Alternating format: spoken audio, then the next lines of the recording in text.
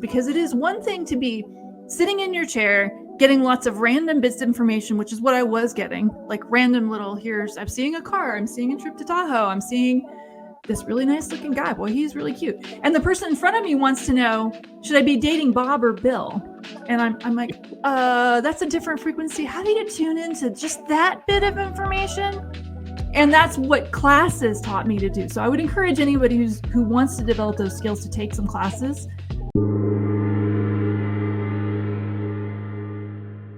Welcome to the Consciousness of the Way. I am your humble servant and seafood Taoist master, San Qing, and it's another magical day as we run down to the tree, Christmas morning, and the universe has presented this incredible being and brought them into my life, into your stratosphere, into the podcast. I want to welcome to the podcast Jill Thomas, an intuitive, a hypnotherapist, a magician, a conscious creator, and quite frankly, a master of all things in relation to the now. Welcome to the podcast, my friend. Oh, I love that. That is the best intro I've ever had. I'm part of Christmas morning. I wouldn't call myself a master of all things. I mean, but I would say I know a lot, guys. Know a lot. Right. Well, it's so great to have you here today. And fun. I just want us to remember this is the journey that we're on. Let's go on a journey today, guys, and remember with Jill just who you really are. And so I would love you to just share with the audience a little bit about you and how we got to this point. I thank you for that. I have always been intuitive. I started my life, my career in the corporate world. So like a lot of your guests, I had a very conventional 9-to-5 job selling software, I actually at one point sold vacuum cleaners. Oh my God, that's a terrible job, by the way, just to let you know. But I sold vitamins. I worked but on the side, I always had a little side hustle doing psychic readings. And then I learned how to do hypnotherapy because it was fun. It was fun. Everything was fun, right? So this was always a side hustle until it became my main hustle. But the bottom line for me was that this process of doing this work, the spiritual work, was always the fun thing I did after my bill payer. And now I get to do it for a living. And I've written, several books on the subject. And it's just a fun journey. But I would say I've always been really spiritual. And I'm sure some of your listeners can relate to this. I did kind of hide my psychicness a bit in life so that I didn't freak people out at how much extra information I was getting when I was talking to them. So I'm sure people can relate to this one. Kind of almost, I don't want to say in the closet because, that's a very different experience for the homosexual community. But I did kind of keep that on the DL because they couldn't figure out what I was making a lot of sales, because I didn't sound like a technical salesperson, but it was like I just had a conversation with them. I just kind of understood what their needs were and projected offered that solution. So that's how I was able to use it in my corporate world. The reason I bring this up, though, is because I know a lot of your listeners are using their intuition in some very, very traditional ways, very conventional ways, and wondering how they can make a business out of this or how they can connect with their soul more and do this work. And I can assure you that you absolutely can do that. You're already doing it. It's just a matter of how can I play this game a little differently. Yeah. Wow. That was a very short but sweet introduction. We get right down to the get down. And so, mastering some of these states, well, you have to master pretty much all of them to access the type of information we're speaking of. So, let's go back to this point in epiphany, your natural sort of like inclination, intuitive sense of knowing. And then when did you go, hey, something's telling me I need to sharpen my tools, and you sort of dive right into, hypnosis and the tools of those sort of like, they're like, it's a variable amount of tools, but I mean, intuitively, that was an entry level already. So what was that turning point for you? I love that you asked that question because people don't realize, they're already doing these things. A lot of them they're seeing ghosts, they're seeing spirit guides, and they're trying to figure out, what do I do I do with this? And how do I put that genie back in the bottle? when I was a kid, I didn't have the near death experience I'm sure you've had a lot of guests talk about. I had the out of body experience, which is when I was having a traumatic experience. I wasn't dying, but I didn't want to be there anymore. And I was like 2 or 3, and I jumped out of my body, and I basically, like when somebody repos a car, they just hand the keys back to them. Or, I'm like, peace out. I know I said I was going to do this, but I'm like, no, I can't handle these crazy people. Sorry. It was a nice thought, but no, thank you. And the very first spirit guide I went to, I can't say who it was. I said, I can't do this. And he said, hey, I'll tell you what, we'll make a deal. You're going to be a business owner at some point in your life. I'll make a deal with you. If you go back and you just suck it up, essentially, I'm paraphrasing, of course. If you suck it up and handle it, I will make it so you can always see spirit guides. You're always going to know that they're around you, and you're not going to feel alone. You'll be able to hear them and see them.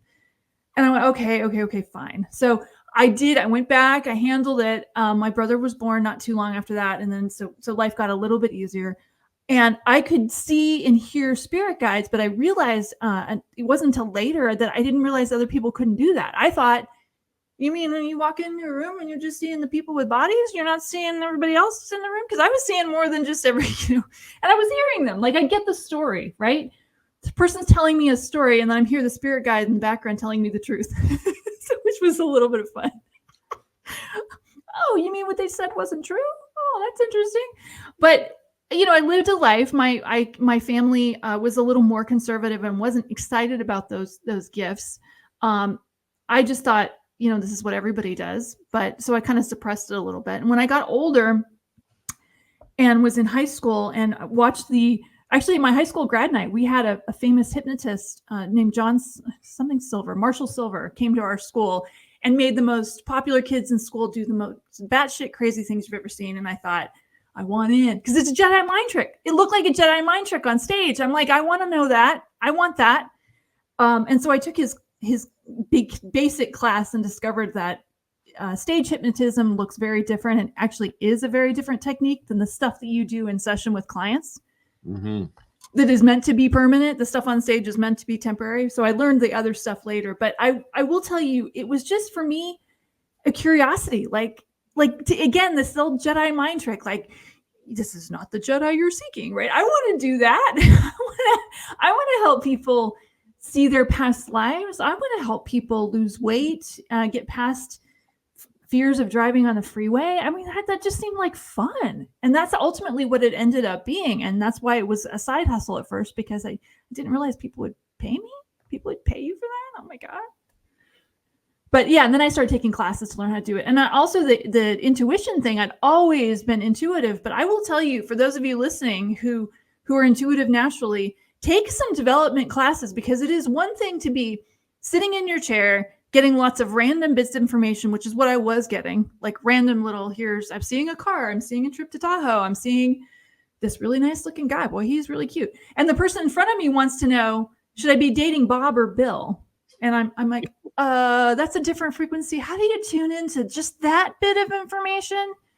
And that's what classes taught me to do. So I would encourage anybody who wants to develop those skills to take some classes, because otherwise you're going to stay in the world of random bits of information rather than tuning into something specific that the person is wanting to know. Amen to that. Really, I mean, it's such a great insight, because it gives people a hit the ground running. And I always tell people, within a Taoist model, we have methods to cultivate these levels of consciousness. We just throw them under the blanket of sensory perception. But, I teach people clairvoyance, mediumship, channeling, healing, all of the above, and whatever you want. That's awesome. Chips. I mean, it's just part of the Taoist internal alchemy. It's been around for thousands of years, but you need to have some type of fortified sort of repeatable experience to validate the experiential moment is real, coming from a manifestation. Magic, healing, magic in of itself is just a much more detailed infrastructure of manifestation, so that you get right down to the last little dot on the page. That's just magic in of itself. But how do we do this? And I think this is the part that I love hearing from you, is how do we do this? And so you have mastered some ways to enter these states and helping people remember. Share with the audience some of your some of the things that you use. One last point I want to make on what you just said. I do see a lot of psychics see not getting training as a badge of honor, and I think that you and I would not see it that way. We would see it as problematic and keeping people from mastering it, but also not knowing when a person sitting in front of you shouldn't be a client anymore, when it should go to somebody else. But anyway, some of the tools I use. I love it. You're a miracle and a breath of fresh air, my friend. I'm very grateful for you. Thank you for that. I am so honored. In terms of the meditation tools, I think that, fortunately for me, I grew up in a family that meditated. So to me, the idea of just sitting and still and, visualizing beautiful, cool things happening didn't seem weird to me. So I would just say for anybody who's just starting out, start with the fantasy, the imagination, imagining all of the good things coming your way and imagining the not as pleasant memories floating away. Start there just to practice what it's like, because that imagination is this magical, mystical world inside your brain where all of the things start. It starts as an idea, as a mystery, as a dream, and then eventually it becomes, a glass, right? There it is. Yeah, glass or a cup of coffee, but it starts off as an idea. So we don't realize how important that dream state, that fantasy, that 5 minutes of just picturing what you want out of life, how valuable that truly is. I know a lot of meditation is about being quiet and still. I love that kind of meditation. I find it really somewhat difficult though, because I find myself, I can just picture this right now, trying to do it, picturing what it's like to, okay, don't think of anything. Don't think of anything for like 5 minutes. And instead of thinking, okay, how about if we just imagine what we want? How do we imagine? And then we can start to step back and imagine the pathway. So the other thing I would say too, and you probably recommend this to people, is things like hemisync music, just like relaxing music, drumming, really helps get your mind into that alpha state very quickly. I think people don't realize this, and I'm sure you've had other guests that have said this, but with hypnotherapy, people don't realize that you actually get into that semi-hypnotic state a couple of times, several times a day, twice a day for sure. When you first wake up, when you first go to bed, you're in that state, that tingly sort of floaty state. But imagine, I married a programmer, so I understand this one very well. Imagine if you're working so intently on something that the whole world disappears. That's actually the hypnotic state. So it's not some weird, mystical, strange, bizarre thing where you need somebody to count back from 10 to get there, right? 10, 9, 8, 7, right? It's just this quiet, relaxed state of mind. That's what hypnosis is. It's not as weird as TV makes it look. I wish it was. It'd be more interesting.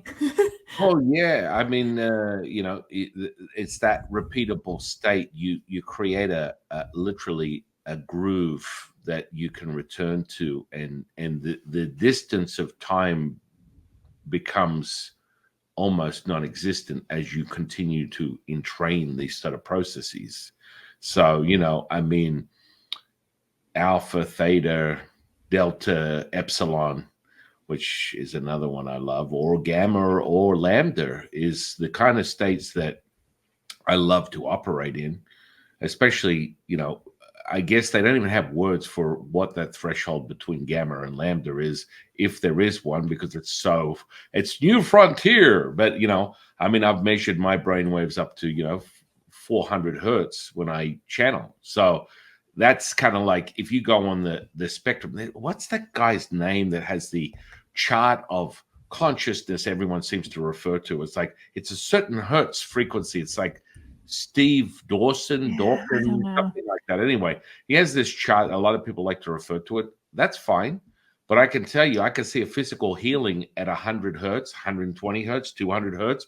Over 40 hertz, I'm going to see a physical healing before my very eyes transmute and be realized. So I really, you sort of like go past that threshold of electromagnetic sort of like spectrum that is within this 3D reality, and now you're stepping it up. Some people refer to it as like a scalar wave. I just talk about the Tao Chi life force. It's that intellectual sort of like intuitive information, energy, and frequency that is not of this world. And so that's kind of like how I put it. What about yourself? I kind of dumb it down a little bit more because I love what you're saying, because what you're saying is true. That is that. But on a practical level, the client that comes to me that's just afraid of driving just wants to know that we are going to get into a relaxed state. They're going to remember everything. And you're going to see things from your childhood that may have caused this. And we're going to shift the image in such a way that releases that habit of going to fear every time you see the 5 freeway on ramp, right? That ultimately on a practical daily basis, I don't use those big terms. I love them. I know that's what's going on, but ultimately it's that what's in it for me. The what's in it for me is that you can feel more peace. You can release something that's been troubling you for years. Particularly things just on a very practical level, things like anxiety. I mean, people are using like these horrific psychotropic drugs for something that is like any new hypnotherapist can help you knock that sucker out in just one session. I mean, call me, but you don't have to. You can go to anybody for that. That's an easy one. That's a softball, right? But people are doing things that are very destructive and damaging to themselves and to their soul, instead of just sitting at peace with, why am I feeling this way? Oh, maybe it's my unconscious mind telling me that I'm not loving this job. Maybe I should be thinking about a business, or maybe I should ask my soul what it wants to do or how it wants to play. Or maybe instead of a internal combustion engine, I should be having an EV, or maybe I shouldn't have an EV because then I can't find a place to charge it. I don't know. But on a practical level, what is it that's causing you to feel this way or to go there as a way of escaping other thoughts? So in my mind, I kind of see it in the more practical terms that I can tell my clients who didn't have the training that you had. Yeah, no, I agree. I mean, fundamentally, the gateway entry level for any Taoist practitioner is the emotions, and realize the emotions don't control you; you control the emotions. So, from a dear friend of mine who's a Buddhist monk, his words are the dukkha, the distortion. This is the rat in the wheel, the dog chases the tail, sort of like a time waster of the human experience. And when you realize how quickly you can dissolve this stuff, it's like, let's get off to the races. I mean, the internalizing of it really comes from the construct of, what does it mean to you? Okay, if we want to go down the rabbit hole, and I'm a little bit, I mean, we have the thing called soul retrieval within Taoism that reveals it all and all that good kind of good stuff. But I just want you to get down with the get down. That means I want you to get off to Harry Potterville, and this sort of like stagnant human expression of your identity, the reflection in the mirror that you perceive as you, is the very catalyst to why, let's use that word, let's stay right here, why you are fixated on the inability to resolve. So, I love that we can integrate the power of linguistics as sort of like how you get into this state, right? That's how I use it in many different ways, but it's a catalyst. It literally goes through the veil onto the other side, and it's a universal communication tool that reveals everything to everyone, because from a neuroplasticity level, we're talking about, okay, we're going back down to, hey, the discovery of the DNA back in the 60s. And then let's use the idea of epigenetics. But let's start looking at the fact that within that DNA, and just listen to me, because it all comes down to a feeling. Forget about if you're thinking, you're not knowing. If you're knowing, you're feeling. So all this other stuff, all we're saying, you will find the resonance. And if that resonates with you from a visceral kinesthetic response, then you're in the center of the center.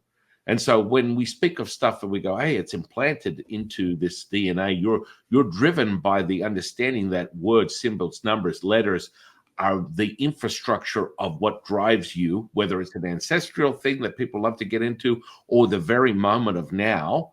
This is it. This is the stuff that gets you going. And so I'll be honest. I'm very honest.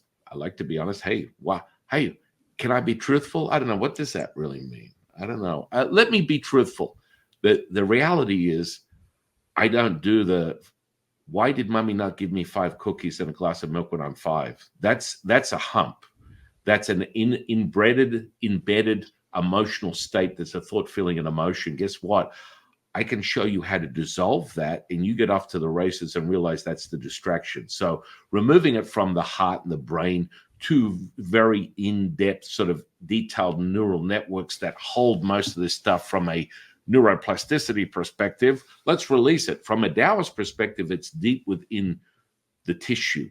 This is where you get it from. And I think you truly understand. This is you bring your attention to these very things that, like you said, a green amateur Jedi is going to dissolve this stuff in about 5 seconds. What are we dropping into, 20 megs of mushrooms to find out that it takes me 30 seconds to release this emotional state? And I think that's where you and I really resonate and understand that the power of the now is like epic, man.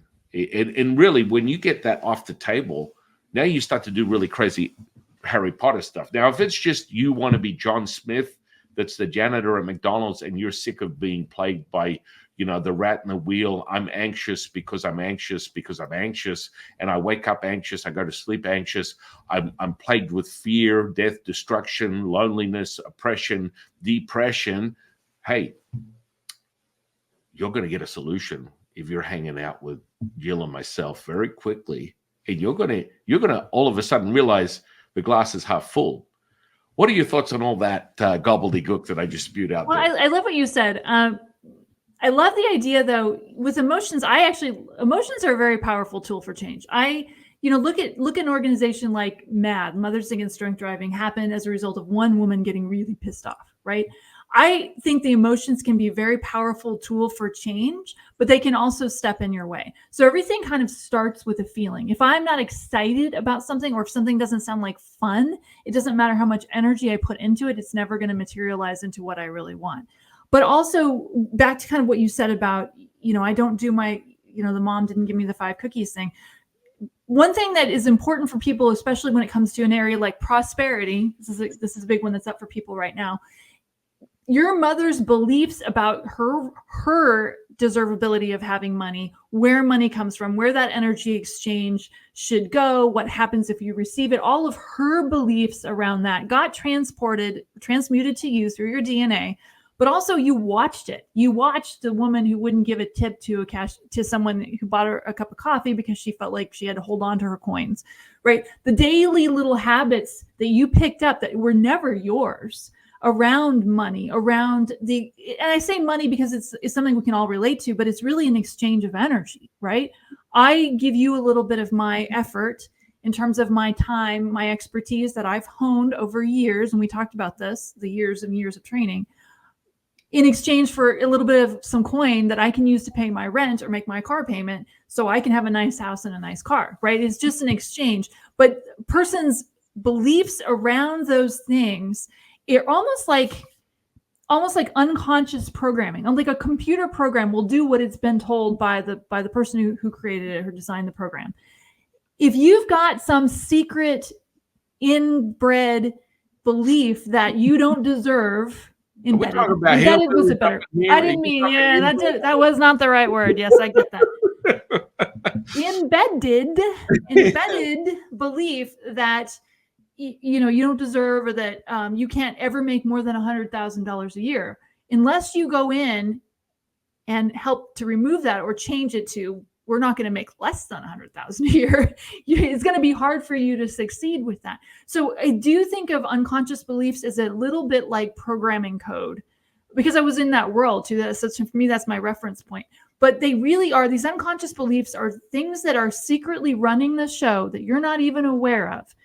It's easy for you and I to kind of go back to, hey, I know about what happened age 10. I had this traumatic experience. Now I'm afraid of driving. Most people have no clue where these manifestations are coming from. They just know that they are always struggling with things like money, or they're always struggling with things like relationships, but it's harder for them to come up with the turning point that kind of created that, or the set of beliefs that created that. So I would say to anyone listening, if you're starting to wonder, what is it that's going on, look at your manifestations, or you're not making as much money, and sort of ask yourself, what are the beliefs that could be secretly there? Because those are things that are fairly easy to under the relaxed hypnotic state or in meditative state, which is really the same state. You can shift them and give yourself permission to live a bigger life. I guarantee you, people that have these huge lives, even like, Tesla guy, Elon Musk, he has no limitation in his mind. I'm sure he's not thinking, well, I'll never be able to make more than 100 billion a year. I mean, I'm sure he's thinking, I can have all the coins. I can have everybody's coin. Everybody's going to drive one of these. I love that thinking because it's a freedom to play. Oh, yeah. 100.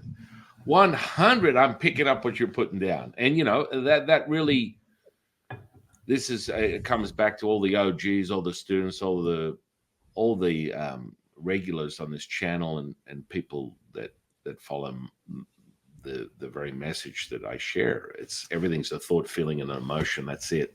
And most people are like, emotion and feelings. It's like, no. We get down with the get down. There's a very big separation. One is the catalyst to another that comes to that realization. And when you get there, you start to play that Harry Potter stuff where you access that state. And so I agree with you. There's a set of belief systems that are generated if you go through the normal scale, if you want to echo the rippling effects of someone who's more a talking head like Bruce Lipton and goes, it's 5% conscious, 95% unconscious, whatever it is, you're going to realize that your will is determined by what you're able to create in your reality. So your will is kind of limited until otherwise noted, and you get to shift that as a free will option, as an agency of consciousness when you get that heads up. But until then, you're on the old programming wheel that doesn't give you the opportunity to go, really? I had no idea I could access this unconscious thing. I thought my will was really just always defeatist, and every time I want to do something, lose weight, stop smoking, stop being fearful, get a better relationship, make $1 million, all that kind of stuff. I thought that was just my sort of unmotivated sort of state of, that's how life is. It sucks. Well, no, actually, Jill is presenting this incredible realization that, I share with people and teach people. It's like, man, it's now. And like, you can affect that. Once you, just for all the people out there, when you hit a gamma, and gamma's a state, right? So for me, I just give people, whether it's the first experience they have with any material I give them, you should be able to measure your response and result from that. So you can be John Smith or Guru Dalai Lama, and I have a program where you'll sit down, hit play, and in about 30 seconds, let's try it 3 seconds. You will feel like you've had 5 pina coladas, a full body massage, and 10 days in the Bahamas. And people go, what is that? I don't have a belief system. I didn't call in Buddha, or God's my favorite tune, or I didn't read a verse from the Bible, yet I am so high. I am so relaxed. And, depending upon the energetic components, which is truly the very infrastructure of Taoism, the energy has to flow. So moving emotional content is critical. But if you don't have the energetic architecture, you're always going to sort of be driving on a flat tire. So that synchronicity is really embedded and realized out to a physical state, which is sort of like everything is energy, frequency, vibration. You brought up the talking head Tesla. It's like everyone goes, oh, is that Tesla? I'm like, sure. Yep, 100,000 years ago, when Taoism was formed within the very expression of the Yellow Emperor and his whispers from the universe that created the Chinese infrastructures we know today. Yeah, Tesla was in his ear going, yeah, man, this is how it is. It's kind of like this. We forget, right? We're at this point where generational lack of memory, that you would come to a point, honestly, in a timeline and go, oh my goodness, Vanilla Ice is a prodigy. He's a genius. I can't believe the amount of original material that he's creating. And you go, okay. We forgot about the last 10, a couple of clips of years that before this very moment. But This is the remembrance, right? The remember of who you are. And I love the way you're talking about this, because I don't dismiss the emotional content. That's not what I'm saying. I know. I got that. Yeah. I want people to understand that your belief, your truth is the only truth you need to be concerned with. That's it. There was something you said earlier that I want to go back to, and I think it was really powerful. Is this idea of, that the person thinks that this is the way things are, that their emotions they're kind of stuck in it. Conscious advertisers on TV want us to think that. They want us to think that we have to take something, go outside of ourselves. To some extent, political leaders want that too. We have to go outside of ourselves in order to have the things that we want, because that's the way you sell product, right? But when you are realizing that you have the power to change those habits, you have the power to make those default behaviors that come through every day something more life enhancing. I mean, just here's a weird example. If anybody listening has ever driven stick shift, even if it's been 30 years, right? I guarantee you, if you observe this, you probably still put your hand on the gear shift, even at a stop sign, even though obviously we don't have to, right? The car does it on its own. Habits are not a bad thing, but when they're interfering with progress, that's when it's time to make a change. I mean, the habit of putting my foot on the brake every time I see a red stop sign, that happens without me consciously thinking, hey, it's a stop sign. I should probably stop. Totally. Because then I can think about that. I can be singing to Rihanna while I'm stopping at that stop sign. I can do whatever, or come up with my next big idea, right? It frees the mind. But this idea of being stuck, that this is what it is, or I have to buy a drug, or I have to buy a new dress, or I need to buy an iPod, or buy something, is what advertisers want us to think. We have to go outside of ourselves, but you are an infinitely powerful being within yourself right now. You don't necessarily need one of us to help you. All we do is sort of show you tools that you can do yourself. And there's lots of tools out there, but a part of it has to start with you recognizing a person, an individual, that they have their own power, that they are their own battery, right? And not thinking that we need a guru or cult leader. Oh my God, so many people are joining cults right now. It's kind of scary. Like, we need somebody outside of ourselves to make this thing happen. It's all you. It's all each individual.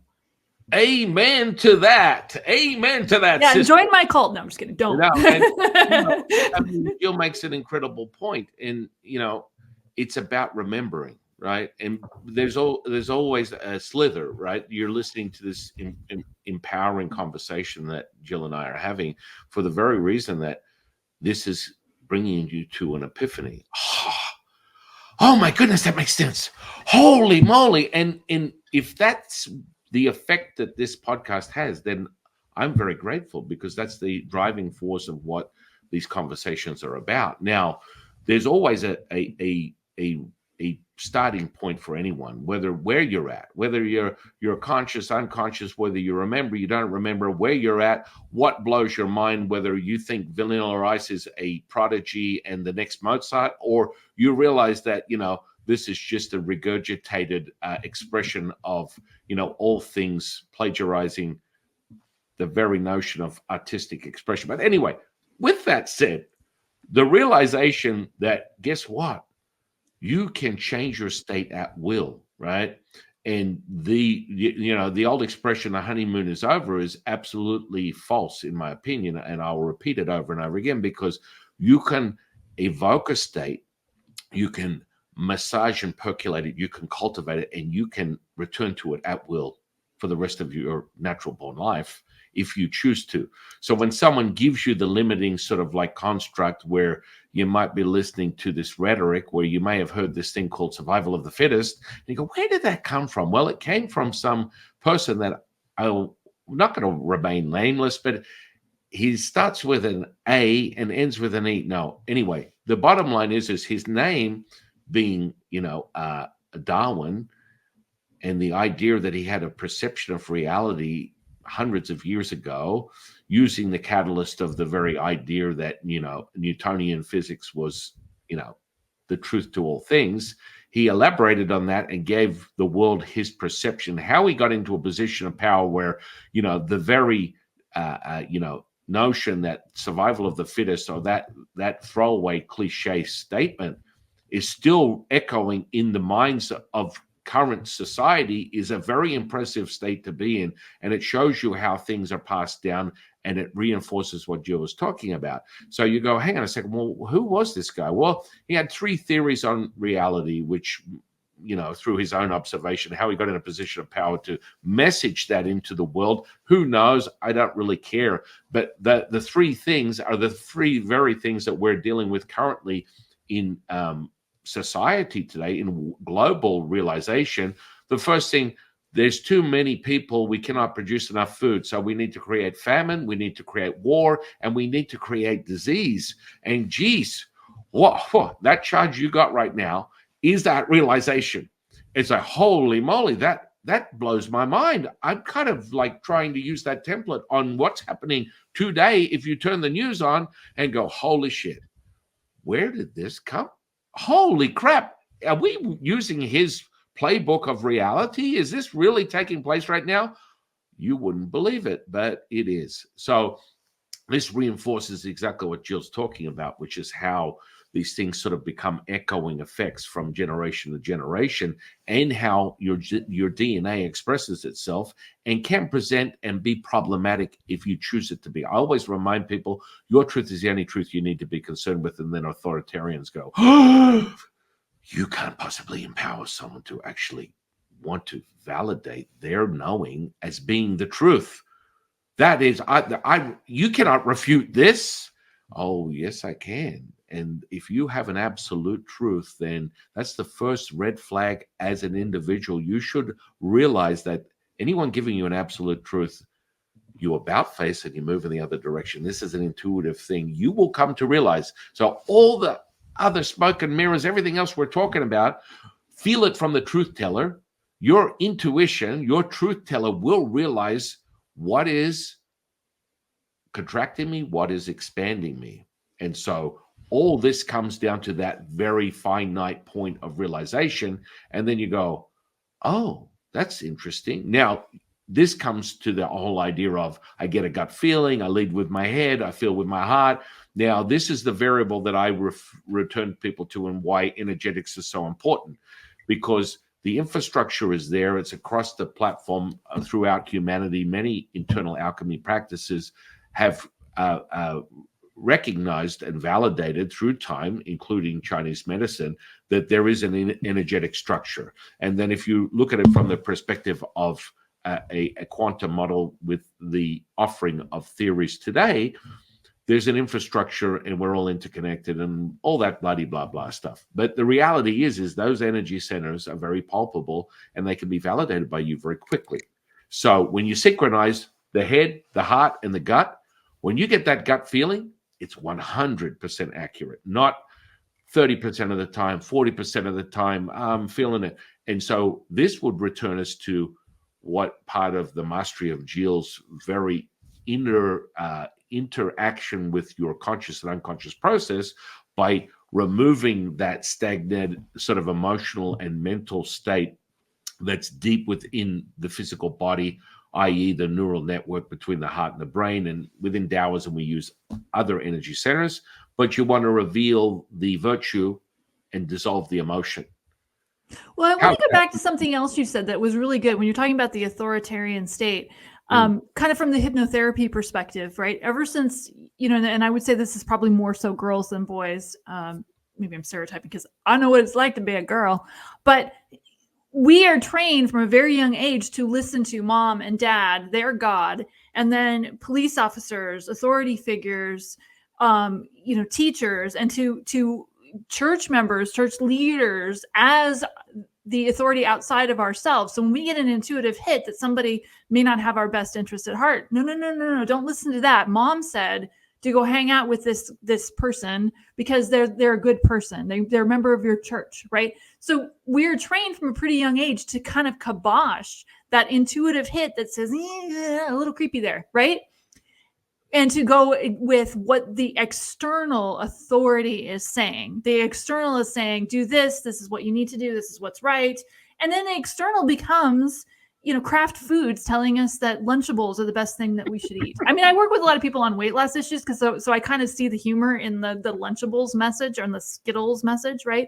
But we're kind of continuing with that same thing, that like socialization that happens from like day one, really, that somebody outside of ourselves knows more than we do.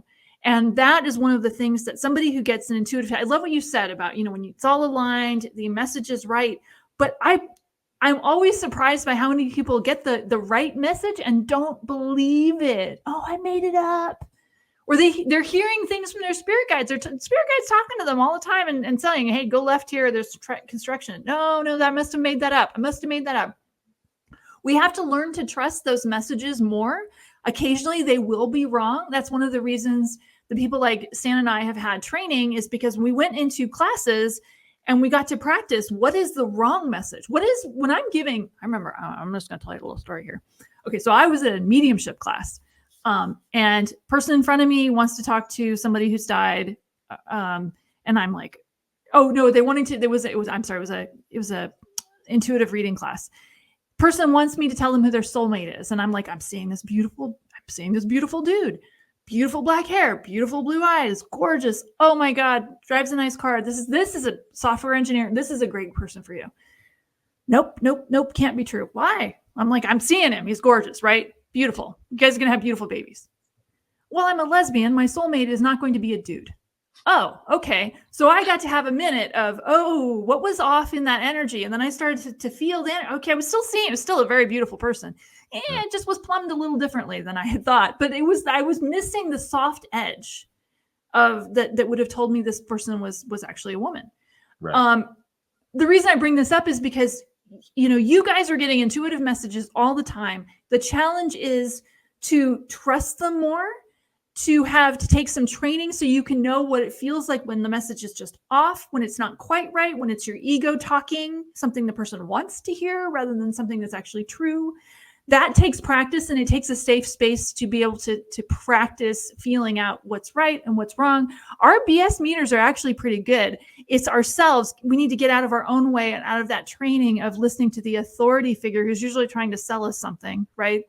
Getting out of listening to the authority figure and listening to and feeling it out for ourselves. And we're not always going to want to call out somebody who's lying to us, because sometimes you guys know that that's not really safe either. But just sort of being able to feel out when something is off in what someone's saying. You guys, right now, you want to try it? Watch the news. Guarantee you're going to feel, oh, that's not true. Oh, that didn't happen like this. I think there was a little more to that story than what they said. Just, I would normally not tell somebody to watch the news, but if you want to practice your BS meter, watch it for a few minutes and you'll see.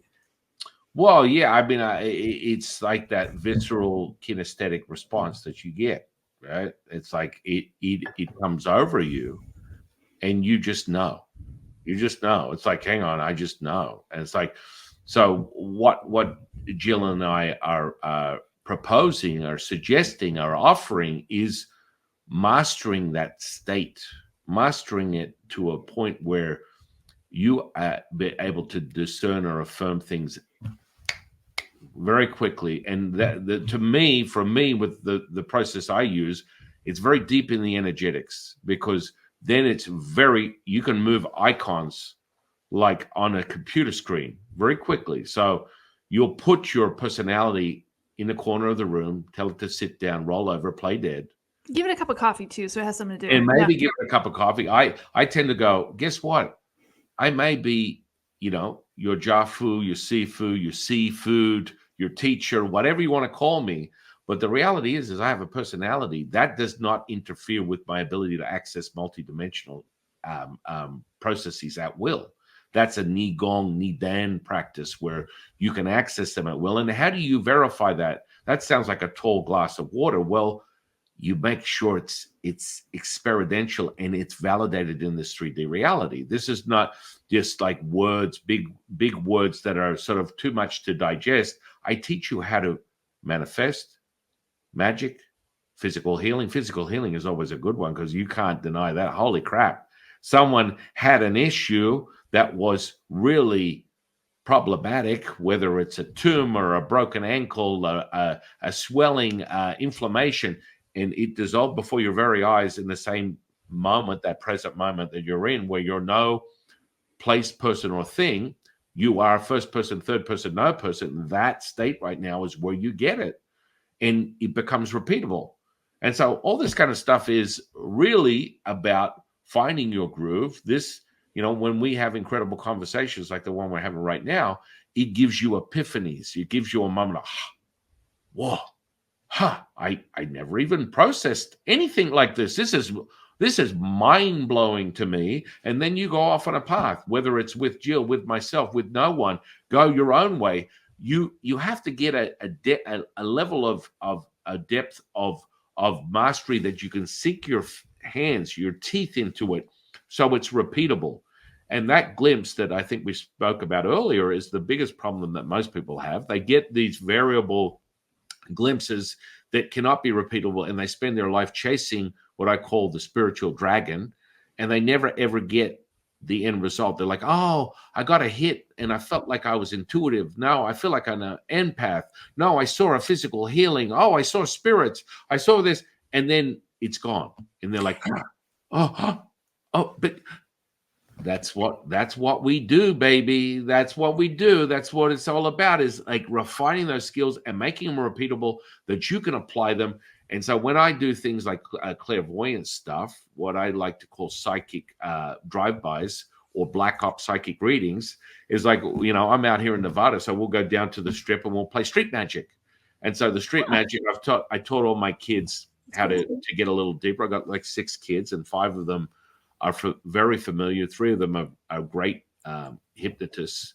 I just taught them how to get right into it, and so they know how to hypnotize people. They know how to do remote viewing. You continue to develop their skills because they're open. They're like an open book.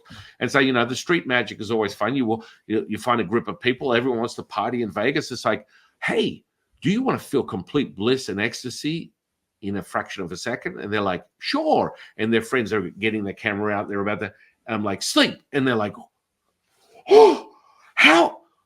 And they're just dead cold, standing up. And I'm like, okay, now let's go a little deeper. And it's like, you had no conversation. First, they don't understand how that works, right? So you entree into, first of all, I'm resonating at a state of consciousness that is already entered their auric field, entered their torus field, entered the very state they're in. So they're already there. And I don't need to measure out who can be hypnotized or who can't, because everyone can. Oh, everyone can. I know. I hate that one. It's like, if you're a human being and you have 5 senses, you're going to get hypnotized. Yep. So it's like, the only person that I've never run this through on is an alien, but who knows? You may have, and you just didn't know it. Maybe because not the aliens aren't wearing name tags. I'm just saying, they're not all wearing name tags. Right. And I mean, the point I'm making is you get there, and so instantly I erase their name, take their wallet and keys, and I'm Justin Bieber. And then their friends are like, oh, and I go, okay, wait. And they're like, okay, so when are we starting? And their friends are like, oh, and they're videotaping this whole thing. And I'm like, are you missing something? And I've got the wallet and keys in my hands. Are you missing something? And they're like, You know what? Where are my wallet and keys? And their friends are like, this is not really happening. They're like, holy shit. And then it takes a second and, just a little cue. I might breathe a little bit, or I might click my fingers, and then they turn and they go, Justin Bieber! I can't believe it. It's Justin Bieber. And, these are just states of consciousness. I don't need to tell Jill. She knows how easy it is to access this stuff. And then all of a sudden you go back to, we've started. And they're like, oh, do I look okay? Can I get an autograph? Can we get a photo over here? And I'm like, sleep. And their friends are like, holy shit. I don't believe this. Wake. And they're like, so when are we starting? And they're like, is this Groundhog Day? Is this really happening right now? And then, of course, you get them to remember. But the reality is you can access any state at will, whenever you want, however you want. And if you're mastered in it, it's, this is where through history we have these failed wannabes, right? I'm sorry, I'm going to say that. And that's probably the political spectrum, because you get these failed wannabes that are like failed Jedi apprentices of the very godfather of a great catalyst of what I consider a manipulation, which is an NLP. It's like, so you got Tony Robbins, who's the OG of the whole movement of, hey, I can help people. I really want to. No, I find that NLP is a tool for someone who really wants to help people. But most people are like, I want to control people. I like it. Yeah, it's true. Feels good. And so you get failed people that have had shots or have actually been some of the most powerful influences in the world, if not controlling this country. I'll leave it at that. They're failed. And so what does that mean, Jefu? Well, for example, an entry-level state would be what we call in our world, or the world of a hypnotist or a psychiatrist, a therapist, it's called pacing and leading. I would like to talk to you today about, and you're like, why do I even care about what this guy's saying? Because he's such a robot that he wants to hook you in, and then he wants to program your very thoughts, and you walk away going, I'm more fearful than I ever was when I was confronted by a mountain lion when I was out in the hills in Utah. Why am I so afraid? Oh, because this person captured your attention. I remind people, when you're emotional, you're suggestible. That's all it takes. That's it. What are you talking about? You can have your eyes open and have, let's do the math, whether it's Bryce Lipton, anyone else, anywhere between 100 to 200,000 points of information all day, every day. You're taking it in your peripheral. It's going into your unconscious. You're aware of 7 and you retain 2. I mean, these are all numbers. They can vary. People go 6,000, 10,000. You have negative thoughts, blah, blah, blah, blah. The truth is, you can get there right now and you can be mastered at it. You just need to be given the tools. What are your thoughts about all that gobbledygook that I just put out? Well, I love what you said. I would say, practicing those tools too, because I love what you said. Going back to what you said about, the person who said who was chasing bliss and they had it for a second and disappeared. I've had that client in my office, and I tell you, when I've suggested, getting some additional training, maybe even going to doing some shamanic work, they never sign up for it. They just want that. It's almost like kind of our American sort of point of view. We have a pain in our hip and we take an Advil. We don't want to do the work of figuring out why we're having this pain or what's creating this thing. So that person doesn't want to do the work. They just want the reward. And it's interesting because how spirit sort of drops in these little bits of mystical experiences and says, hey, you can have this. Somebody will show you how to do that more frequently or call it up on command. You're just going to have to invest some time, a little bit of coin, in self-development and getting out of your own way. And if you're not doing the work, it's hard to ever get to that level. But I think most people just don't want to do the work, And it is interesting. The other thing you said about the 10,000 messages or 100,000 messages. I certainly don't have a clicker, and I'm not keeping track of them. I've always wondered how they get those numbers. Yeah. Frankly, the scientist in me is like, how do you even get that information? I mean, it's just whatever you want it to be, really, But I will say that, imagine, I'll give you a weird example from my childhood. When I was a kid, in every TV show and every cop drama, the bad guy was always black, right? When I became a teenager and politics shifted, the bad guy was always Middle Eastern. At some point, there was a time and period, the bad guy was always Russian, and the Russian ones were always smarter than everybody else, which I was old enough to observe that, the Russian ones were so sneaky. But we receive these messages both in the news and our televisions all the time, every day since we were a little kid, and it is influencing our perception on how we do things. So working on sort of deprogramming and realizing what's ours and what belongs to Monsanto, who's trying to sell product. I think for me, I always look at the product because I observe commercials differently. At some point when I was a kid, TiVo came out. I don't know if you guys remember this. TiVo was like before the DVRs, you could actually get rid of those commercials. And you started to realize how product placement, because you started to see Doritos ads inside, a Saturday Night Live episode because Pete Davidson be eating Doritos. I think it was Funyuns actually, eating something, right? You would start to see product placement. You're getting messages all day long. Those are influencing you, and people wonder why we're all so overweight, right? But all of that is part of it. So when you're doing some training, when you're doing healing work on yourself, you start to see it as you peeling back the onion, it's harder for them to hide it, if that makes sense.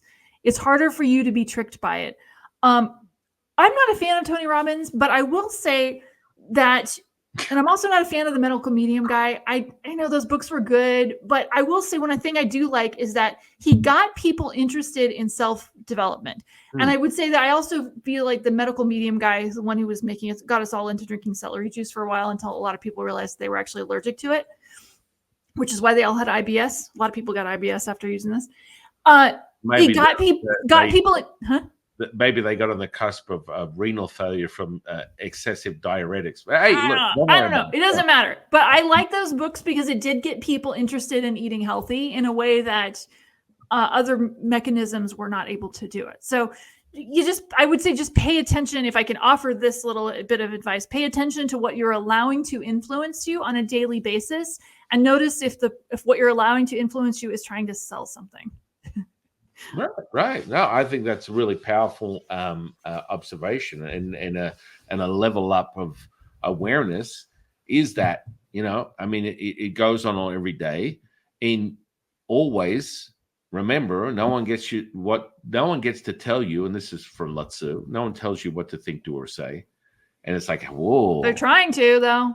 They're trying to. Well, use that as a baseline. So then you go to, okay, this is the tuning fork. This is the register of all things. This is giving me the simulated experience, whether it's an OBE, whether it's an activation, a Kundalini experience, an energetic revelation, seeing spirits, feeling spirits, having thoughts or visions.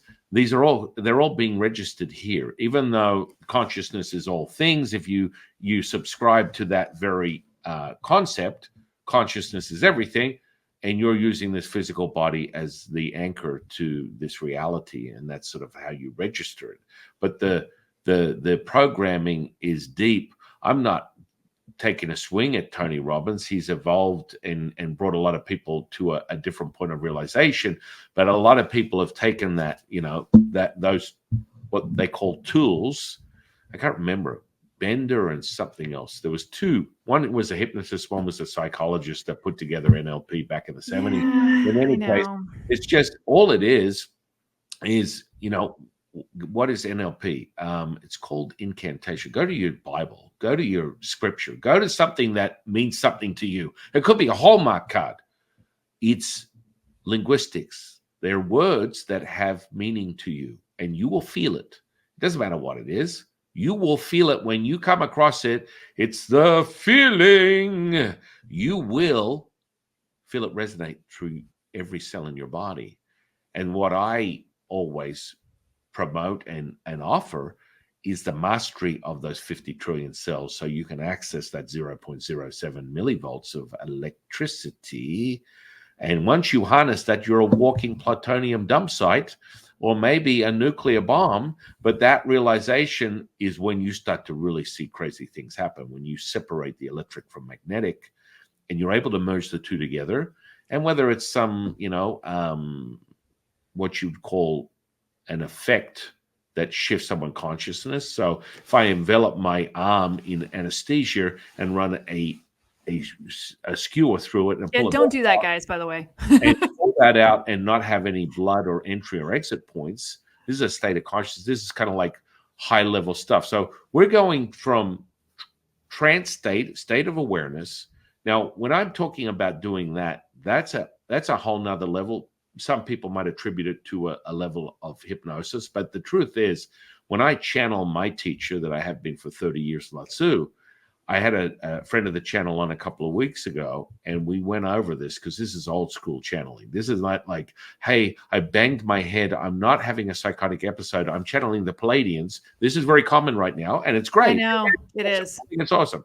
But the bottom line is we kind of like do a little test, because you embody this within this physical tissue. When I'm channeling information from direct source, i.e. Lao Tzu or any of my teachers, I can put my hand over a flame and I can leave it there for minutes and then take it off, and it'll have zero effect on the tissue itself. There's an embodied resonance that takes place And that's part of that state where you heal. Now, he goes a little further. My buddy, he's been in the game a long time, and he's traveled around the world training with a lot of masters of specific internal alchemy. So have I. But the reality is he pulls out his channeling knife. And so he'll run it over your flesh, and if it cuts, you ain't in the game, my friend. And that this is kind of like the really interesting thing, because there is a physiological response that happens to you at a subatomic particle level when you are truly accessing source that is undeniable.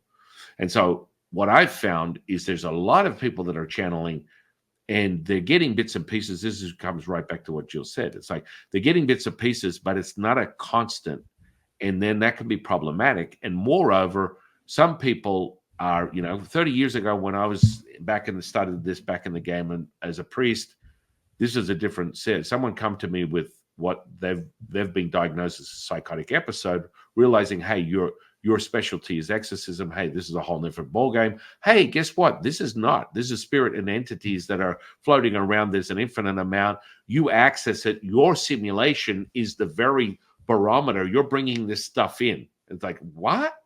You're creating it, because it all starts with your belief system.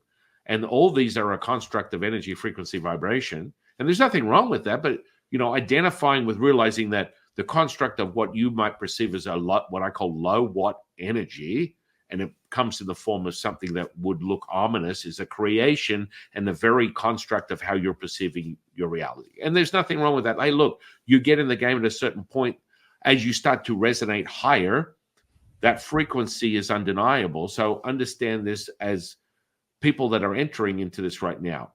You start with an energy. The energy has a vibration. The vibration has a frequency. That frequency, if met with you and you're able to resonate, is hold the line. If you can hold that line, it can be yours. And that's sort of the fundamental understanding of what people get into with manifestation, magic, healing, all this kind of stuff. You have to be able to hold that resonance for it to be realized and generated in this 3D reality from a multidimensional aspect. And I think that's where Nigong sort of takes on a new version of what we call multitasking.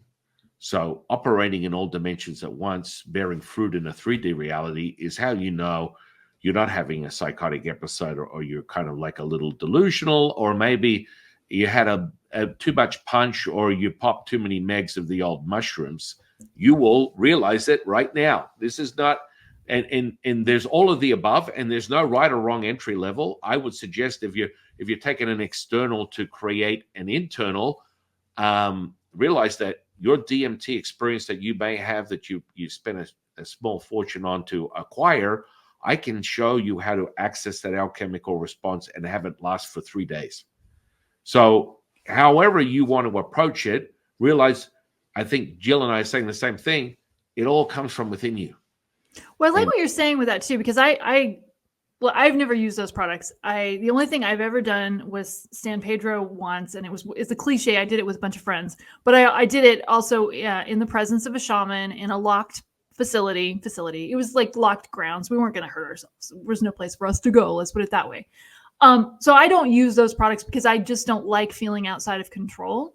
But I love the idea that you just don't. I love that you're saying you just don't need them to be able to access your own self. I've had clients who have gone to Peru to do ayahuasca trips only to find out that they came home with more questions than answers. Now, I don't want to invalidate somebody's experience, because I've heard lots of people who thought this was the most amazing thing I've ever done. I love that. If that's your reality, I'm super happy for you.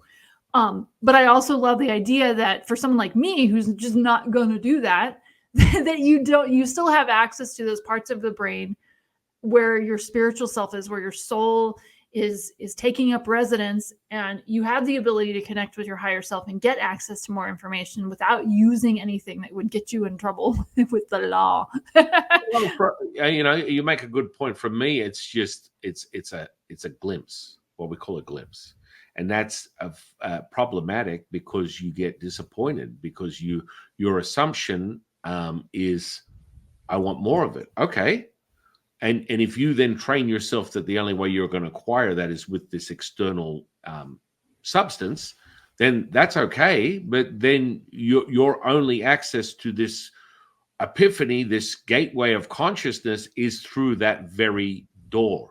Instead of, I'm proposing or suggesting and realizing through methods, you're going to have a TMT experience for days on end. I'll show you the chemistry. You can evoke and access oxytocin at will.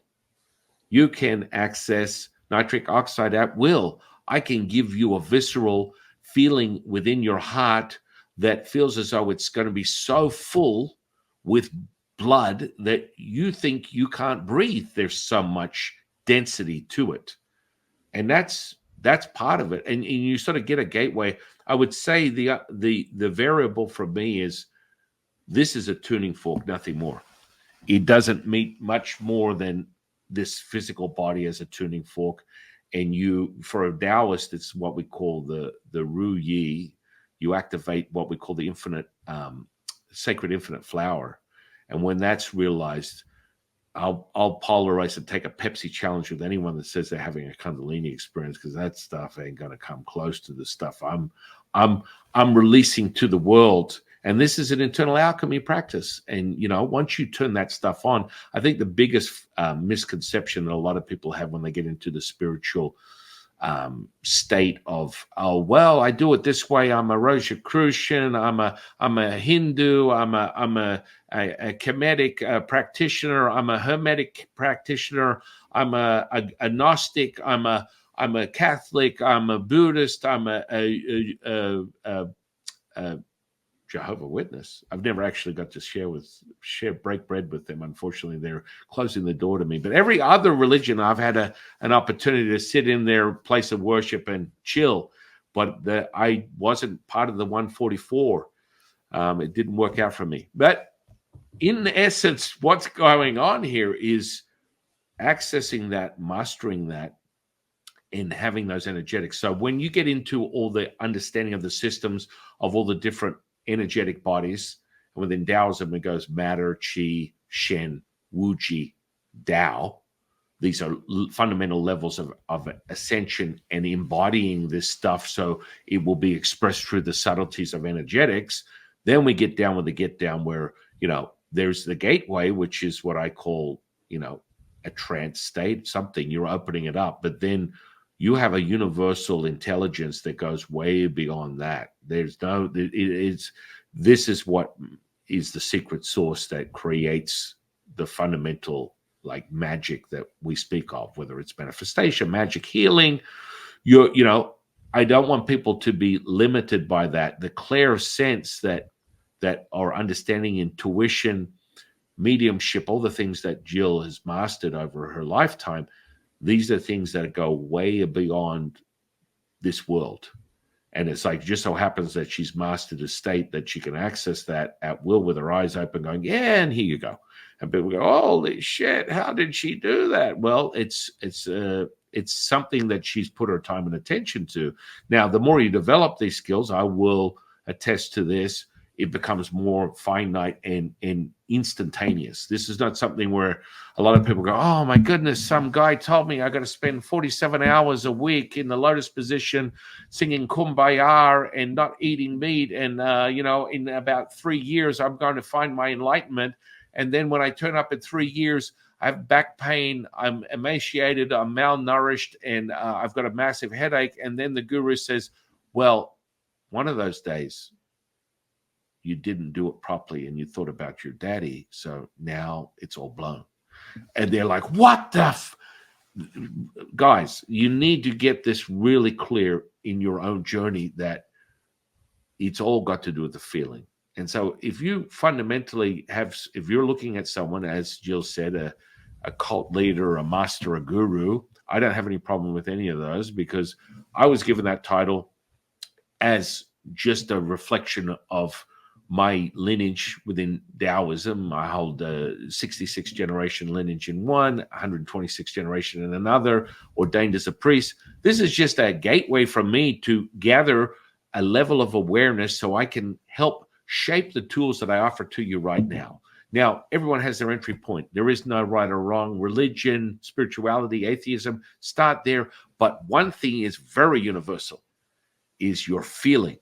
And if it comes down to my dear friend Hans Wilhelm, a friend of the channel, and he says, it's only one thing, I'm either contracting or expanding, and that's how I work. And I would say that's fundamentally true, but sometimes the contraction may be a misdirection due to the misaligning of your energetic center. So I would suggest or propose the discovery or the exploration of the energetic alignment and synchronicity, so that you can have and be dead on accurate that your gut feeling, your expansive moment, your contractive moment is 100%, and not 75-25, or why do I always want the nice guys and I get the shit heels that abuse me, cheat on me, and take all my money? Or why do I always have this situation where, I want to get into shape and I started, and before you know it, I'm working out just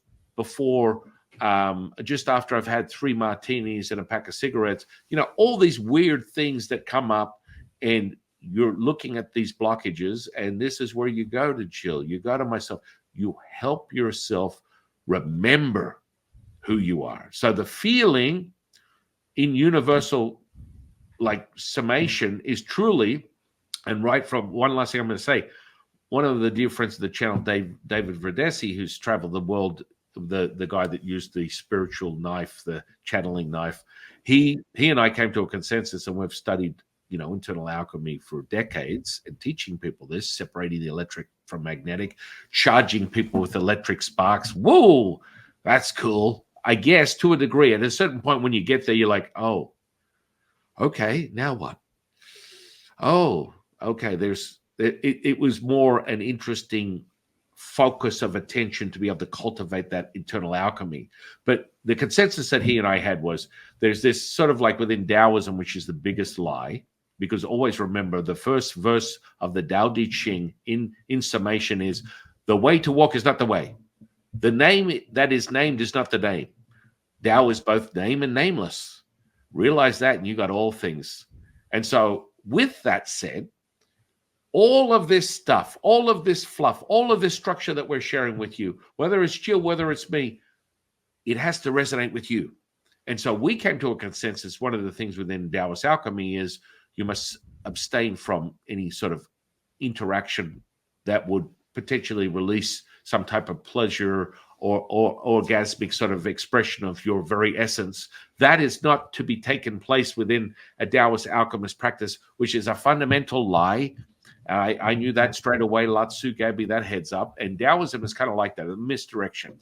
But the bottom line is he had this experience with one of his gurus that was, teaching him siddhis. They call them siddhis within a dharmic sort of yogi experience, which is like the superpowers, right? And so he was being trained under this guy. He spent many years training under this guy. He trained under another guy I trained under for Taoist stuff. And he's like, dude, I've been on this path of abstinence for 6 years. And he's like, you're 80 years old and you got the superpowers. And I see all these women around you that are 1/3 your age. You clearly are having sex all day long. What gives? What is going on here? I'm back here eating a loaf of bread with, a water, and I'm praying to my higher self, and I'm in the lotus position, and I ain't doing anything. I'm twisting and turning, and I'm going inside, but it ain't for the right reasons. What gives? And he goes, look, I'm going to be honest with you. I had a moment, and within this sort of yogic journey, there's this state of consciousness called Shiva, and it's the gatekeeper of all things consciousness. And when you achieve the enlightenment of Shiva and what they call the Shaktipat, which is the energetic body, you arrive. And then you develop these siddhis. They call them siddhis, the superpowers, the different energetics. And so he's like, I was having a time of my life one day, and I'm looking right at a tanker of Shiva, and I'm feeling oh my goodness, I am in the moment of peak of ecstasy. And I'm like, holy crap, am I doing something sacrilegious? And I said to Shiva, I said, in this moment of ecstasy, please give me everything I need to be superhuman, to heal people. And I promise I will devote my life to this very journey of expanding people's consciousness. And boom, the second he went off like a rocket, he was realized he was embodied and enveloped with Shiva and the Shakyapots. And it was all energized, and he's never looked back, and he's never applied any of the inner alchemy practices which refer to abstaining from any sort of sexual energy. And David's like, holy crap. He's like, what the and like he literally threw the book away and went, okay, I understand how to separate electric from magnetic, but the ascension of consciousness, I've seen people, there's only been a few people in the world that I've ever seen that have actually officially had a Kundalini experience. Now within Taoism, we call it the infinite Wuji body, that will turn your stuff on and give you the expression of the microcosmic orbit inside you as your realization you are the universe, and you will go off like a UFO, and it'll never turn off. It's like it's on like Donkey Kong forever, and you just amplify those energetics. Now he was like, holy crap, I've been doing this my whole, and he realized that when you realize that you are the universe, all is one, one is all, and it's not conceptual, there is no limit. The universe is abundant, timeless, endless, limitless, infinite. Exactly what does that mean? It means that why would you be fooled to believe when you don't believe you are not of this body? This is nothing more than a construct and an anchor. You are not this body. And when you step past the limitations of that, you can access all things. And so with that comes the incredible abundance. And, part of the things that I teach with sexual magic is realizing that. You attune that, and you can realize it at will. You don't have to get all, it's all weird and all this other. You just keep cultivating. And so the biggest misdirection is that the construct is limited by one viewpoint. And when someone gives you the absolute truth, run very quickly. Anyway, that was a lot of diarrhea for you to digest. I would love to get an overview or an insight from your perspective, Jill. Well, I will say one thing about sex magic. It isn't my thing.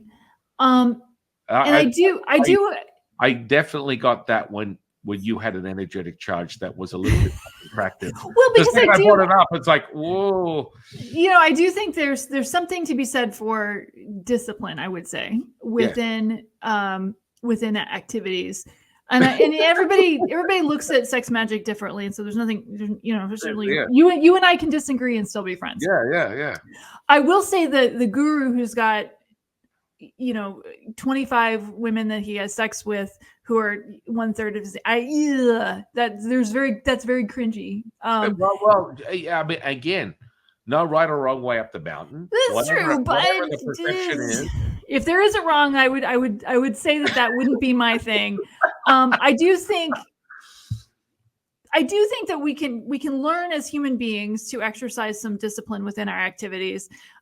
Personally, for me, having more than one partner is not part of that, because for me, I have other activities that I want to do and put my energy into. But it's hard to comment on all of that. That was a lot, and it was a beautiful monologue, and it was a beautiful expression of how you see this situation. I think it was certainly very interesting. But I do believe in some aspect of discipline, and discipline doesn't mean saying no. It just means saying that some things in your world, I'm not just talking about sex, I'm talking about Twinkies, right? Love Twinkies. Those are great. Some aspects of things in your world can be done with moderation and with a bit of a healthy restraint, just because it can be more life enhancing to have a bigger variety and at smaller portions of things, if that makes sense. That's kind of how I see that. I think that was a very nice diplomatic response to a very large topic. I always teach entry level clairvoyance 101 is listen to the words that come out of people's mouths. They'll tell you everything that's going on in their mind. That is very true. So It's true with that was hypnotherapy quite too. revealing and very insightful. And I think it's great. I think, the real message that I was coming across is surrender. When you accept, within Taoism, you accept and allow everything as is, all things are realized. And this is what we call Wu Wei, effortless action, effortless effort, which is not the main vein of the talking heads of I'm a manifester, I'll teach you, I'm your mentor, let me show you how to realize 10K a month, 20K a month. What Yeah, are you that's doing? How many cringy. high-end level clients are you getting? Blah blah blah blah blah. This comes back to the premise of you have to act, physically act. That's the misconception. Within Taoism, we make it very clear. When let the man who's never left his village, let him know he's seen the world. Because once again, we return to here. And understanding that when you realize you are not of this body, it opens a gateway that is unbelievable. And so through David's journey and my own, there's a mastery. Listen, I accessed this state of consciousness 30 years ago, the first second I entered the realm. I went from an about face of spending most of my teenage years obsessed with powerlifting and bodybuilding out of nowhere, right? So I was, by the time I hung up my training belt, I was like deadlifting and powerlifting 800 pounds, crazy, stupid stuff. But I entered that at the very young age of 10 or 11. So I spent all my teenage years doing that. I got a little deflated because I picked up an education of a bodybuilder from Arnold Schwarzenegger, and I actually, this is what I keep reminding people.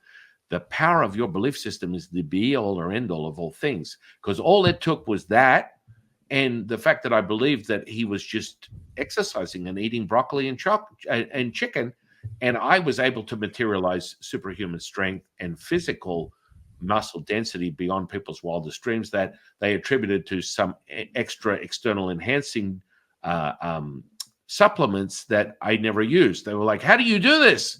You're no. So what are you taking?" And I'm like, broccoli, oatmeal, chicken, eggs. And they're like, "No, really, what is it?" I'm like, "That's it." And I read this book. And so I got a little deflated for a second when I realized Schwarzenegger was taking a little bit of the extra sauce. But then I got this notion, this is where you listen to yourself. Go and look inside. I'm like, look inside what? Back in those days, my idea or the society's idea of mindfulness was yogis, Hare Krishna, Gandhi. This is kind of like the entry level to the Western world's realization of what spirituality meant, what meditation meant. And so I got this inclination at the time, I know now where it came from. And this voice was saying, go inside, go and find this meditation thing. I'm like, meditation? Come on. I pick things up, I crush them, I throw them out. That's what I do. What's this? Do I look like some little pedal where I'm some little emaciated guy that's in some sort of like Hare Krishna suit? I'm going to sit there and be still.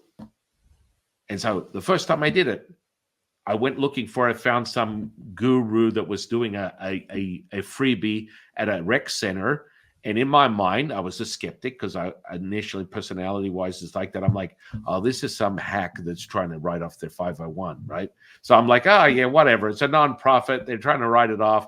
And so I ended up in this rec room of this youth center in the middle of a ghetto where there's noises blaring, ambulances, dogs barking, people outside, just complete mayhem. And I'm looking around the room, and I'm one of half a dozen misfits. What's that movie, The Usual Suspects? I felt like that. I was like one of the 3 cents short of $1. So I'm attempting to morph myself as a muscle bound, action figure like a He-Man doll, and I'm trying to sit in the lotus position, knowing that's not possible. My back is killing me. I've got this little grandmaster, little Asian woman. I'm a grandmaster of energy, and I'm like, listen, I need to sample meditation. I'm going to try it. I want to try it. And what happens when you try? You fail, right? In any case, yeah. Attempt to experience this. And this is the funny part. This is my gateway, right? So I'm sitting there. I'm getting all this noise. I'm like, from my impression, the Hollywood version of this, to be still is not any of this shit. It's not happening. I'm not going to acquire stillness from this noise. I'm focusing on crap outside of this place. I think maybe we might get the door busted down by about like gangbangers. And this little Asian woman's like, now I want you to listen to my voice. And I'm like, I like her already. and she goes, now I want you to listen to my voice. And once you do that, everything will fall away. And I'm thinking, bullshit. Anyway, she said that. I listened to it. And then she started doing this. And I'm like, dead silence. And I'm like this. And I'm like, there's no freaking sound. And she could just see me going, this is unreal. This is my gateway. I don't care what this is. I am chasing the dragon, the spiritual dragon. This is my hit of the spiritual crack pipe. It has happened right now. I'd never experienced anything like that. I knew I could focus and move weight, but then accessing complete stillness and silence while I'm animated like this, it made no sense to me because the Hollywood version was not that. And it was a trip. I felt expansive. I was the room. I was the suburb. I was the state. I was the country right there. And that was my gateway. And then, of course, the following week, I channeled Lutzu for the first time, which was a physical, visceral experience that was mind melting. So imagine a laser beam shooting through your physical body and emulating and oscillating out to a point where everyone in the room was taking sticks with marshmallows on the end, heating them up and cooking them from the very emanation of the juice that was coming from me. My teacher was like, you bastard. I've been doing this 60 years. You come in, first go, and you are all the crap that I've been chasing. And I think the true essence of this is I was childlike in my nature. And of course, the past lives, the DNA, all this other stuff, I've come to realize that, the 1,000 lives leading up to this one, you get right deep into it, you get a much deeper understanding, but it's like childlike in my nature, accept everything at face value. Now, that can be naivete, but I can grab my kids right now, and all of them, even the one that's 12 years old, my eldest, still believes in Santa Claus, haven't diluted that. It's up for him to decide what is true and what is not, but he can tap into the energy. He can tap into Santa Claus. He can tap into the energy, frequency, and vibration of Santa Claus. So as far as he's concerned, that's very valid and palpable. And there is a true resonance that takes place from the month of December all the way up to Christmas Day that is undeniable. And you go, what the hell is going on with the world? I would totally agree with that. That is absolutely true. Definitely energetically. And my cat keeps trying to say hello. I don't know if you've seen her tail in the window. And so this is the kind of gateway stuff. And then, of course, I channeled him. And then the following week, I started doing physical healings. And I got the gateway. The first thing I ever witnessed was gangrenous flesh turning back to pink in color in 40 minutes. Wow.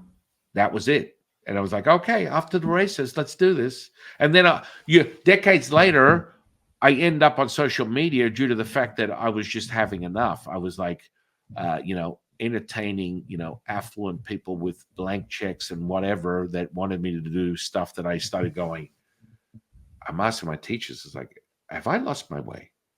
I'm sitting here in a boardroom of Fortune 500 company, and the CEO, a very well-known person, if I dropped their name, you'd be like, holy crap, that's what? And I'm sitting there and they're bringing in their upper management, and they're like, what is this guy doing here? And he's like, don't worry about it. Just sit and relax. And next minute, I'm like, okay, so you are the CFO. Can we talk about the 2 embezzlements and the fraud charges that you are looking at? And they're like, this is wrong. Why do you have this guy in here? And I mean, these people get to a level where they don't care. It's money. And if they have money, they can do anything they want. And it's like, this is against the labor laws. Dude, you're on a different level. This is no longer labor laws. You're just embarking on a whole nother level of consciousness. And so I started to go, what am I doing? And I had this conversation with Lutzu, and I'm like, have I lost my way? Perhaps a little bit, but you're still helping all these other people.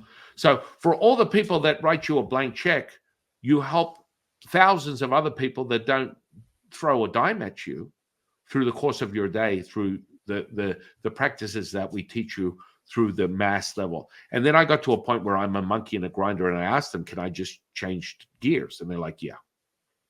So then I went to social media. I created an app. I developed this app that really puts people in this state within 27 minutes.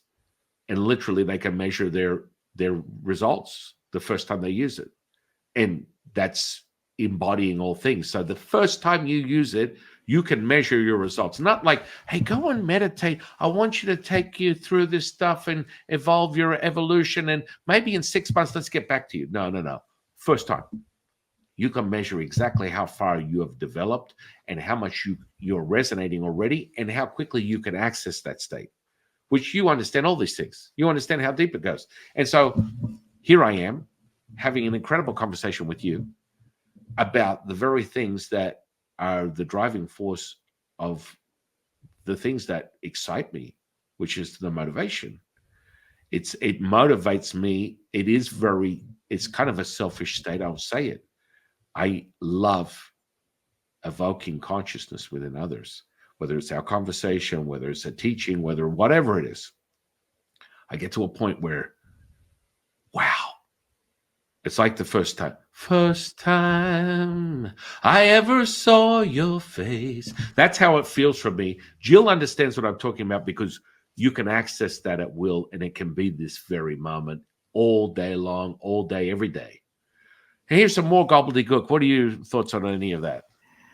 I will say that, you call it magic a lot, and I love that you're doing that because it is mysterious to a lot of people. But when you're kind of like somebody who talks to spirit guides all day long, the word magic and weird kind of take on a different meaning. Because for me to say that something is weird, it has to be really freaking weird, right? Because like all the idea of an alien, nothing weird about that. Oh, like, ghost in my house, nah, not weird. Magic, I love the idea of calling it that, but it is really, you're acting, we look at it and we think this is something that is mysterious, but when you understand how it works, it doesn't seem quite so mysterious. It just seems cool. It doesn't seem, it's like they used to think that electricity was magic until somebody started teaching in school how the electrons moving through a wire cause this light. Until we understood it, it didn't seem quite so mysterious. So I would just encourage people to embrace this idea that you don't need somebody outside of yourself to give you information. Using tools like the one that Stan has created helps you access your own wisdom and your own intuitive, innate self, your soul, and being able to see the world as less black and white, but more like lots of different layers. I mean, just the idea, and I don't know if we want to get into this or not, but just the idea of spirits being around you all the time. When you're somebody that sees them, it doesn't seem so weird, but other people, oh my God, when I'm in the bathroom, yes, sometimes, although they don't necessarily want to watch that either. But the world becomes a lot more interesting when you start to explore the spiritual aspects of your own personality and realize that in a lot of ways, you are the magician. You're the one who has all this cool stuff trapped inside your brain. And you don't need anything else to get there. Just tools help guide you back to the doorway. And once you open that door, there's a lot of cool stuff behind it. So I'd encourage people to explore that within themselves. Amen to that. Amen to that. My goodness, we have occupied a lot of time and space. What an incredible conversation. More so as a deeper nature of understanding the mastery that Jill is sort of like embedding and sharing and embracing and embodying for her community and anyone that's listening to this podcast that is going to start to discover and realize the tools that she shares with the world are very powerful, and they can give you very much a level up solutions to things that may have been questions plaguing your mind for decades that can be resolved, and you can start creating your own mastery through the techniques and teachings that she shares with you. So what I might do is end this incredible conversation with, first and foremost, I want to put all your social media under this podcast, and I Both want, of them? No. yeah, whatever it is, I want the I audience. don't put a lot of social media. I want to go out. I want the audience to go out and find you, and go and explore all the things that you offer right here, right now. And we're going to get into that in a brief second here. But first, the last question I want to ask you is, what's your definition of consciousness?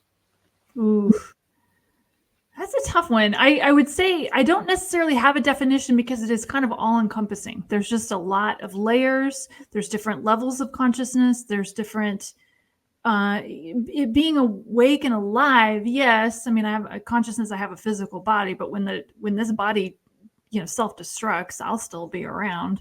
I just might be haunting my niece and my cats. I don't know, whatever's left behind. But I would say, yeah, I don't have a serious definition of that. I really don't. So thank you for making me think about that. I'll be thinking about that after this is over. Yeah, I do like to play. I like to play. For me, everything's always about play. So for me, it's just realizing you have choices. There you go. That's a good way. Okay, I'll take that one. That was good. There you go. That's a quick one, right? And so, in closing, what are you offering the audience? Come and find you. Do you offer one-on-one sessions? You have a training system. What can they find on your social media, your website, to help them discover who they are? Love it. Thank you for that. You go to my website. Obviously, I do hypnotherapy sessions. I also do psychic readings. I have a YouTube channel as well where I do every other week. Sometimes it's every week. I do some little prediction videos, sort of general predictions of things. My spirit guides, like, the world needs to know this. Or actually, more often it's when, the things that clients come in for readings for. A lot of times I'll get information from the spirit guides that other people want to know too. Like what's going on with the macroeconomics. I also do have I've still got a lot of free stuff, some free meditations. Those are on my YouTube channel. But if you go to the free part of the website, there's all kinds of free stuff. I also did write a book called The High Income Healer, How to Turn Your Healing Gift into Fulfilling Full-Time Business. You can buy that on Amazon for almost a shekel. I think it's like $5 in the Kindle version. I wanted to make the Kindle version cheaper because really you don't need a printed copy of this book, but I can get the printed copy if you want it. I don't care. I get paid either way, but I love the idea of not sending something in paper in the mail. That's basically it. Yeah. I don't have a ton of social media. I'm a little shy with the social media. So I do YouTube, which is fun for me, kind of things like this, and my website. And I do have Instagram, but I'm shamefully admitting that I don't update it as much as I should. So there you go. Yeah, you're not caught up in the machine. No, I do. I do like to watch like cat videos on Instagram. I have to admit, like the raccoon stuff, like just when I've had, sometimes, sometimes you get clients with a lot of stuff and you're like, I need to lighten it up a little bit. Let's see if we can kind of find a cat video on YouTube. Love it. I do too. It's fun. Well, thanks for that. I want to thank you for an incredible conversation. Thank you for coming on the podcast and sharing your time with us. It was fun. My pleasure. I really appreciate it. It's always fun to talk to somebody who's in the same mindset as myself. Yeah. And I want to acquire. Yeah. I want to thank the universe for bringing you into my life. I want to thank the audience for sharing their time with us. And I am your humble servant and Sifu, Taoist Master San Qing. And I'll see you in the next one, guys.